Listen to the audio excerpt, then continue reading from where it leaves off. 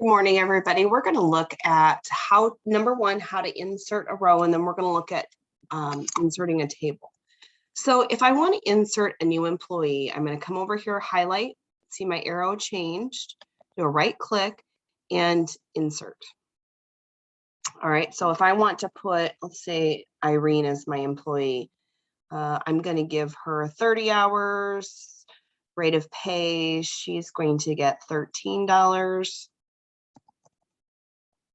Now, you'll notice these did not fill in. So, and I'm going to put 0 in for, so if I want to fill down my formula, I'm going to click and drag again. See my fill handle, click and drag,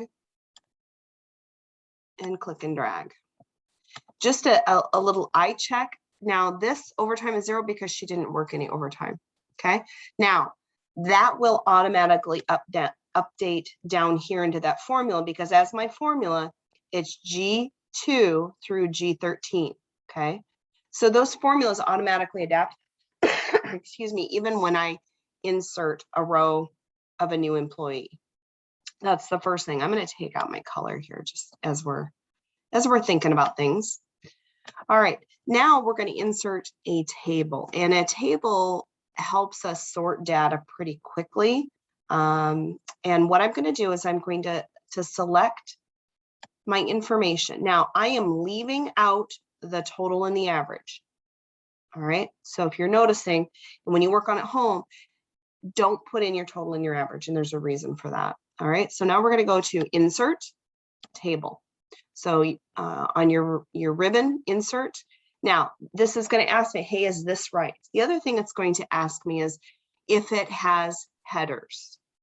And the reason it's asking that is it's going to sort, and that sort feature is located in the header. So I'm going to hit OK. All right, now you'll see a couple of things. Number one, it changed color because it is a table and it wants that data to kind of pop out a little bit. The other thing is you'll notice these arrows. Okay. Now, if I pull down on the arrow, it quickly sorts everything. You don't have to highlight anything new, and it saves the integrity of Angela's data or BJ's data or whomever's data. The reason I left my row 14 and 15, which was the total and the average out, is I don't want to sort those. Those are the constants, and I don't want that sorted. I only want to sort by information. So if I want to look at my employees from the largest, who's getting paid the most, okay, and then it automatically keeps that data in line. All right. So the table is a great way to look at your data without having to do a lot. Okay. So one of the things that I want to look at, so as I look at that table, now that I've inserted a table, there's a new piece that comes up on the ribbon, and it's called table design. And you can see it's a little bit different color. That disappears when there's not a table. So if you're looking at it right now at your screen and you haven't inserted a table, it's not going to be there. So I'm going to click that design. And this is what that looks like. One of the things you can do is the table style. So if I want to look at a different color, okay? And one of the nice things, if you're thinking about printing this table, you want to think about maybe user-friendly. All right, there's other ways that we can format. Some of this would be formatted, and I could teach you if we were in an advanced class, because it's just beyond what you need to know for your basic Excel knowledge. And I don't want anybody to feel overwhelmed. So if you're looking at some of those things, we're not going to cover it in this class. It would be covered in a later class. But your table design is where you can format how your table is going to look. And the thing I like about this is I think it looks very professional immediately. So if I wanted to print this, it's going to look really nice. One of the other things is in column 1, because I did not have a heading, it gave it one. So I'm going to come back over here and I'm going to rename that employee.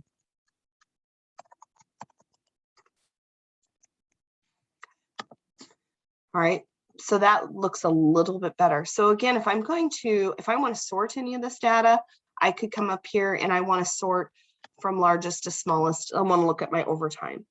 This is to quickly analyze data, which that's what this should do. Is this should be a way that I can quickly get at my data and make it make sense, and be able to share it with others and let it be made sense for them. Okay, now you'll notice this little tiny arrow up here that we just sorted it by that.